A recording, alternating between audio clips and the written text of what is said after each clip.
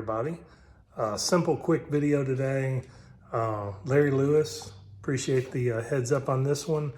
I know I had earlier said that I was not a fan of overlays on the inside of the car and stuff, but Larry sent me a picture of this shift, the shift area on the C8, done in a matte black that matches very well with the stealth interior on the other pieces inside.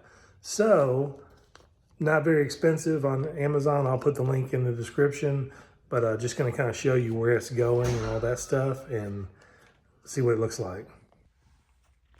Aim it at me. Okay, first step with any of these overlays is clean the surface well.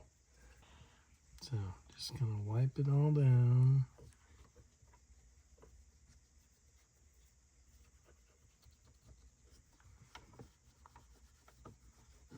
Like I said, it's gonna have a little bit of chrome pieces still in there, but it'll look a lot better, I think, than that brushed aluminum will. We're about to find out. Okay, so it's very, very thin. Double-sided tape. It's a clear tape. Like I said, very thin. And Larry did give me one piece of advice to make sure to lift the shifter selectors and stuff before putting it all the way in.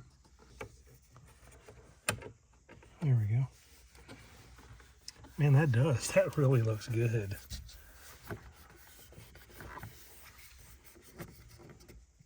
Just gonna press it all in place. Make sure that the no problem there, no problem there. Everything works. Easy to press. So that's a win, I think. Just to kind of show you. I mean, the color is pretty much right on, and it doesn't appear. I mean, there's some glare, the sun, the light on the edge right there, but that's not actually aluminum you're seeing. That's just the reflection. So, yeah, I don't usually. Sometimes, I almost did a video. I was actually going to do a video on trim pieces for the steering wheel, and I actually bought them and put them on, and after I put them on, you could still see chrome, and I was like, nah, that's too tacky.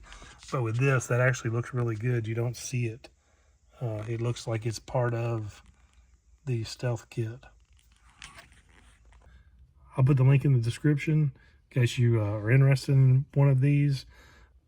I mean, only thing that it is kind of, you have to wait a couple weeks or whatever because it's coming from China or whatever. But it's on Amazon, and it's, like I said, for 20-something bucks, I figured it was worth the chance to see what it would look like. And looks like it's good. So catch you guys on the next one.